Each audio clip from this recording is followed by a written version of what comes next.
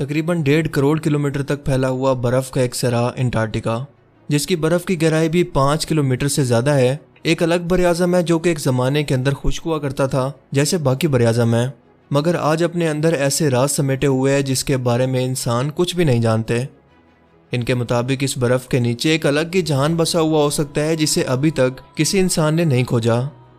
ऐसी मखलूक़ात जो कि आज तक इंसानों ने नहीं देखी, करोड़ों साल पहले के ऐसे फोसल जो कि अब तक इसकी बर्फ के अंदर महफूज रह गए, या किसी ऐसी बस्तियों के निशान जो कि इसकी खुश्की पर कभी आबाद थी, और सबसे बढ़कर ऐसे खतरनाक वायरस जो उस टाइम के अंदर मौजूद थे आज भी इसकी बर्फ के नीचे दबे हुए बाहर निकलने का इंतजार कर रहे हैं, जो कि दुनिया में तबाही ला सकते हैं। बरआज़म अंटार्कटिका का साइज अमेरिका से भी बड़ा है, जिसका टेम्परेचर -50 से -90 डिग्री सेंटीग्रेड तक रहता है, और इसीलिए रिसर्चर्स का यहाँ पर नई नई खोजें करना कोई आसान काम नहीं है, और इसीलिए इन्हें यहाँ पर कुछ ऐसी हैरत अंगेज चीजें मिली जिसने दुनिया को हैरत में डाल दिया। और आज की इस वीडियो के अंदर हम इन्हीं हैरत अंगेज दरियाफ्तों के बारे में जानने वाले हैं। 2014 में साइंसदानों की एक टीम को पहली बार इंसानी खोपड़ियों और यहाँ किसी जमाने में मौजूद इंसानी आबादी की मौजूदगी का निशान मिला, मगर इससे भी ज्यादा हैरत की बात इन खोपड़ियों की शेप थी जो कि किसी एलियन मखलूक की तरह लग रही थी, जिनके सर हद से ज्यादा ऊंचे और बाहर को निकले हुए थे। सर पर चोट के निशान मौजूद थे, जिससे ये अंदाजा लगाया गया कि ये लोग किसी और कॉन्टिनेंट मसलन कदीम मिस्री तहजीब या पीरू में रहने वाले लोगों के रिश्तेदार थे जो कि हिजरत करके यहाँ पहुंचे, क्योंकि मिस्र और पीरू से भी इस तरह की खोपड़ियां मिल चुकी हैं जिन्हें देखकर ऐसा लगता है कि जानबूझकर किसी रस्म की वजह से ये लोग अपनी खोपड़ियों को ऐसी शेप दिया करते थे। अंटार्कटिका की बर्फ में रिसर्चर्स को एक खास किस्म का मिनरल मिला है जिसे कहते हैं जेरोसाइट। ये पूरी जमीन पर कहीं और मौजूद नहीं है सिवाय मार्स के, जहां ये बहुत ज्यादा तादाद के अंदर पाया जाता है, और इस वक्त बनता है जब बर्फ के दबाव में आकर मिट्टी के अंदर मौजूद आयरन, सल्फर और पोटासियम एक येलो ब्राउन शेप के मिनरल के अंदर बदल जाते हैं, जिससे साइंटिस्ट को अंदाजा हुआ कि किसी जमाने के अंदर मार्स पर भी बर्फ के ग्लेशियर मौजूद थे जो कि वक्त के साथ मार्स के कोर और सूरज की गर्मी से खत्म हो गए, मगर आज भी इसके सिर्फ नॉर्थ पोल पर आसानी से देखे जा सकते हैं। ये मिनरल मार्स की सतह पर आज भी मौजूद हैं जो कि जमीन पर सिर्फ और सिर्फ अंटार्कटिका में मौजूद हैं, जो कि इस बात की गवाही है कि मार्स पर भी कभी अंटार्कटिका जैसे ग्लेशियर कभी मौजूद थे। पिछले 50 सालों में अंटार्कटिका से 1 लाख से भी ज्यादा मेट्रॉइड्स यानी खलाई पत्थर मिले हैं, जो कि ये बताते हैं कि सबसे ज्यादा खलाई पत्थर इसी बरआज़म पर ही गिरते हैं। ये मेट्रॉइड्स खला में किसी और सितारे या सियारे के बच जाने वाले टुकड़े होते हैं जिनके अंदर कई कीमती मिनरल्स और बैक्टीरिया भी मौजूद हो सकते हैं, जो कि बर्फ में रहने की वजह से लंबे अरसे तक महफूज रह सकते हैं।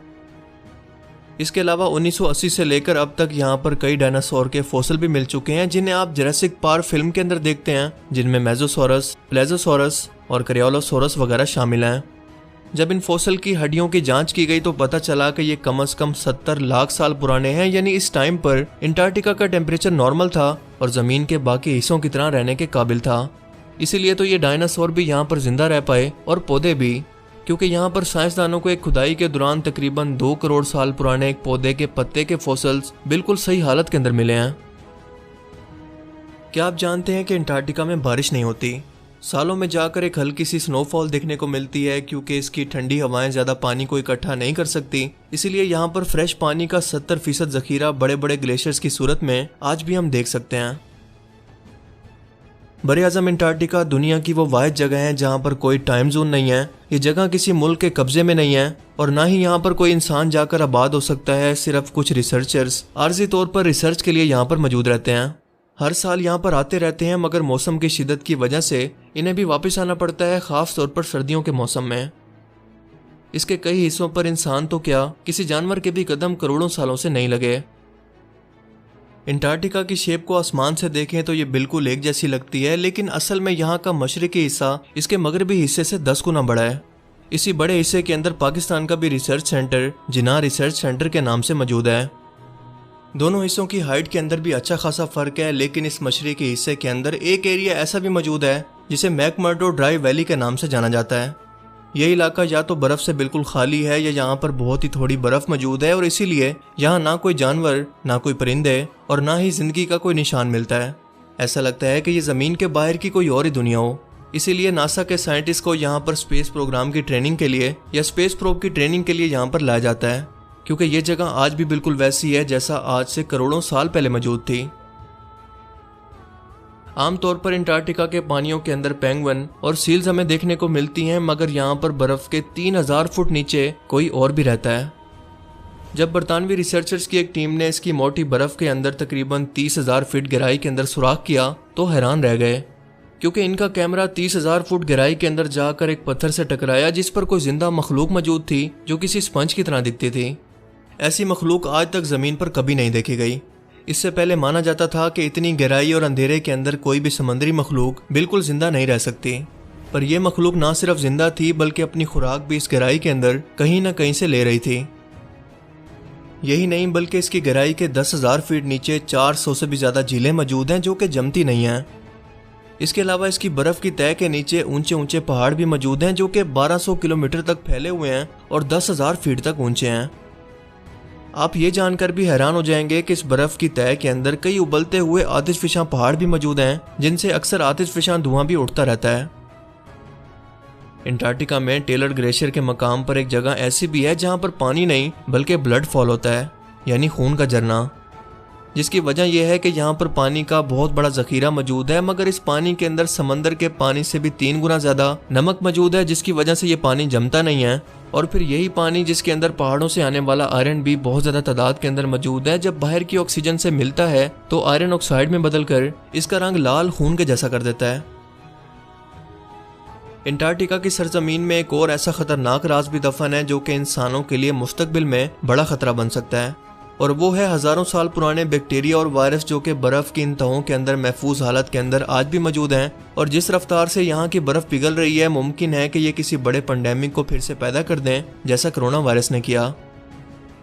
2015 में साइंटिस्ट ने तिब्बत के पहाड़ी इलाकों के अंदर बर्फ के एक टुकड़े को जब लेबोरेटरी के अंदर लाकर टेस्ट किया तो हैरत अंगेज तौर पर इसके अंदर 30 तरह के नए बैक्टीरिया और वायरस मौजूद थे, जिनमें 28 ऐसे थे जिसके बारे में इंसानों ने ना कभी सुना और ना कभी देखा,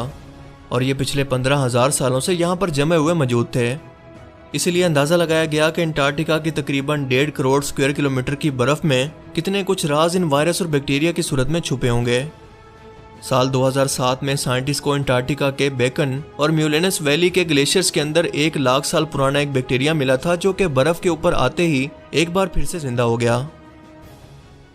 अंटार्कटिका में इंसानों की मौजूदगी ना होने के बराबर है और इसीलिए इसका ज्यादातर हिस्सा अभी भी एक्सप्लोर होना बाकी है।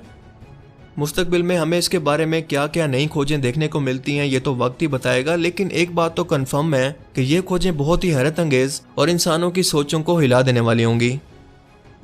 तो दोस्तों, अंटार्कटिका के बारे में कौन सी फैक्ट आपको सबसे ज़्यादा अमेजिंग लगी? अपनी कीमती राय का इजहार कमेंट सेक्शन में ज़रूर करें। अगर इस वीडियो से आपको कुछ नया जानने को मिला तो इसे ज़रूर लाइक कीजिए, और अब मैं मिलूंगा आपसे एक ऐसी ही नई इंटरेस्टिंग वीडियो में।